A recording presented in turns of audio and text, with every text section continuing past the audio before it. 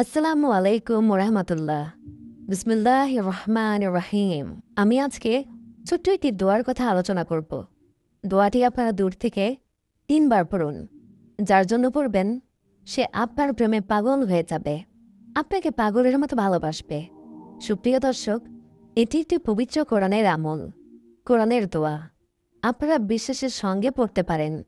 অবশ্যই এই আমলটি করলে আপনারা লাভবান হতে পারবেন, অবশ্যই ফল পাবেন। যার জন্য পড়বেন সে আপনাকে পাগলের মতো ভালোবাসবে, আপনার প্রেমে পাগল হয়ে যাবে। দর্শক, এই দোয়াটি আপনি যেভাবে পড়বেন আগে সেই নিয়মটি আপনাদেরকে বলে দেব। আপনি এই আমলটি জায়েজ কাজের জন্য ব্যবহার করবেন।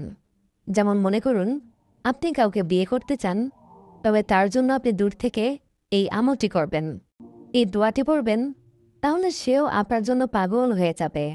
আর যদি স্বামী স্ত্রীকে পাগল করতে চায়, মানে স্বামী চায় তার স্ত্রী আরও তাকে বেশি ভালোবাসুক, তাকে খুব বেশি ভালোবাসুক, তাহলে স্বামীও এই দোয়াটি করতে পারে। তাহলে স্ত্রী তাকে পাগলের মতো ভালোবাসবে।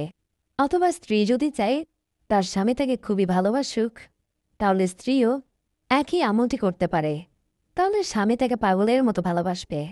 তবে এটা অবশ্যই মনে রাখবেন যে এটি কোনো নাজায়েজ কাজের জন্য ব্যবহার করবেন না। যাকে আপনি বিয়ে করতে চান, ভালোবাসতে চান, দূর থেকে আপনি এই দোয়াটি পড়বেন, এই আমলটি করবেন, তাহলে সে আপনাকে মন প্রাণ দিয়ে পাগলের মতো ভালোবাসবে এবং আপনার জন্য পাগল হয়ে যাবে। প্রিয় দর্শক, এটি পবিত্র কোরআনের একটি ছোট্ট আয়াত, সবাই অত্যন্ত সহজেই মুখস্থ করতে পারবেন। একটু চেষ্টা করে দেখুন না, সবাই পারবেন। প্রিয় ভাই ও বোনেরা, এই আমলটি করার আগে আপনাকে প্রথম 3টি কাজ করতে হবে। 1. আপনি পরিপূর্ণ বিশ্বাস নিয়ে আমলটি করবেন। 2. আপনি মিথ্যাগত পরিত্যাগ করবেন। 3. 5 ওয়াক্ত সালাত পড়ার চেষ্টা করবেন। তাহলে শুনুন সেই দোয়াটি কি।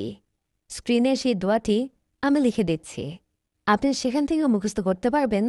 আর বাংলা উচ্চারণ সহ দেয়া থাকবে। এতে করে প্রিয় ভাই ও বোনেরা, আপনারা সেই দোয়াটি পড়ার আগে 3 বার দরুদ শরীফ পাঠ করবেন। এটা দরুদে ইব্রাহিম, অর্থাৎ যে দরুদ শরীফটি আমরা নামাজের মধ্যে পড়ে থাকি। আপনি এই দোয়াটি করার আগে 3 বার দরুদ শরীফ পড়বেন। এরপর 3 বার আপনি এই আয়াতটি পাঠ করবেন।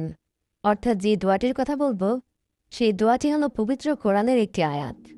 আপনি এই আয়াতটি 3 বার পাঠ করবেন। 3 বার পাঠ করার পর কোনো মিষ্টি দ্রব্য জিনিসের উপরে ফু দেবেন। ফু দেওয়ার পরে আপনি যাকে ভালোবাসেন সে কাছে থাকলে তাকে খাওয়াবেন। অর্থাৎ 3 বার এই আয়াতটি পাঠ করার পর মিষ্টির উপরে ফু দিয়ে তাকে খাওয়াবেন এবং শেষে আপনি 3 বার দরুদ শরীফ পাঠ করবেন। অর্থাৎ বোঝা গেল, আপনি এই আয়াতটি পাঠ করার আগে, অর্থাৎ এই আয়াতটি পাঠ করার আগে এবং শেষে দরুদ শরীফ পাঠ করবেন। আর মাঝখানে এই আয়াতটি আপনাকে 3 বার পাঠ করতে হবে। এই আয়াতটি পাঠ করার পরে কোনো মিষ্টান্ন জিনিসের উপরে ফু দেবেন। ফু দিয়ে আপনি যাকে ভালোবাসেন বা যাকে আপনি কামনা করেন বা যাকে আপনি ভালোবাসবেন তাকে আপনি সেই মিষ্টি খাবারটি খাওয়াবেন। আর তাহলেই সে আপনাকে পাগলের মতো ভালোবাসবে এবং আপনার প্রতি খুবই আকর্ষিত হবে। হ্যাঁ, এখন একটি প্রশ্ন হলো, আপনি যার জন্য এই আমলটি করবেন, এই দোয়াটি পড়বেন, সে যদি আপনার কাছে না থাকে তাহলে কি করবেন? তাহলে আপনি এই দোয়াটি পড়ার আগে 3 বার দরুদ শরীফ পাঠ করে নেবেন। তারপর এই দোয়াটি পাঠ করবেন। পাঠ করার পরে যার জন্য আপনি এই দোয়াটি করছেন, এই আমলটি করছেন, তাকে আপনি মনে মনে ধারণা করবেন। তার আকৃতি আপনি মনের মাঝে ফুটিয়ে তুলবেন যে আমি অমুকের জন্য এই পবিত্র আমলটি করছি। বাস, পড়ার পরেই আপনি 3 বার দরুদ শরীফ পাঠ করবেন, তাহলেই হয়ে যাবে। এই কাজটি আপনি জায়েজের ক্ষেত্রে করতে চাইলে স্বামী স্ত্রীর বেলায় খুব ভালো হয়। এভাবে যেমন স্বামী চায় স্ত্রী তাকে পাগলের মতো ভালোবাসুক, তাহলে স্বামী প্রথমে 3 বার দরুদ শরীফ পাঠ করবে, তারপরে এই আয়াতটি 3 বার পাঠ করবে, পরে কোনো মিষ্টি খাবারের উপরে ফু দিয়ে তার স্ত্রীকে খাওয়াবে। তাহলে স্ত্রী স্বামীকে তখন থেকে পাগলের মতো ভালোবাসবে। অথবা স্ত্রী চায় যে স্বামী তাকে পাগলের মতো ভালোবাসুক এবং তার দিকে খুবই আকর্ষিত হোক, তাহলে স্ত্রী এই আয়াতটি 3 বার পাঠ করবেন। পাঠ করার পরে কোনো মিষ্টি দ্রব্য জিনিসের উপরে তিনি ফু দেবেন। ফু দেওয়ার পর স্ত্রী স্বামীকে সেটি খাওয়াবেন। তাহলে স্বামী সেই স্ত্রীকে পাগলের মতো ভালোবাসবে, তার দিকে ভীষণ আকর্ষিত হবে। সুপ্রিয় দর্শক, আমি আপনাদেরকে বলে দিলাম আমলটি করার শুরু এবং শেষে 3 বার করে দরুদ শরীফ পাঠ করবেন। তাহলে শুনুন সেই আয়াতটি কি। সূরা মায়েদার 54 নম্বর আয়াতের কিছু অংশ। সেই আয়াতটি হচ্ছে ইউহিব্বুহুম ওয়া ইউহিব্বুনাহু আযিল্লাতিন আলাল মুমিনিনা আইজ্জাতিন আলাল কাফিরিন।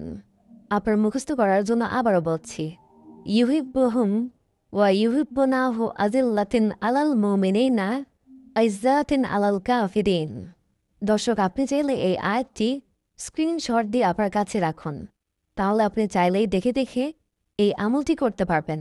তারপরেও আমি আপনার মুখস্থ করার জন্য আবারও বলছি, ইউহিব্বুহুম ওয়া ইউহিব্বুনাহু আযিল্লাতিন আলাল মুমিনিনা আইজ্জাতিন আলাল কাফিরিন। দর্শক, আমি আয়াতটির নিচে বাংলা উচ্চারণ দিয়ে দিয়েছি। আপনি এখান থেকে খুব সহজে মুখস্থ করে নিন।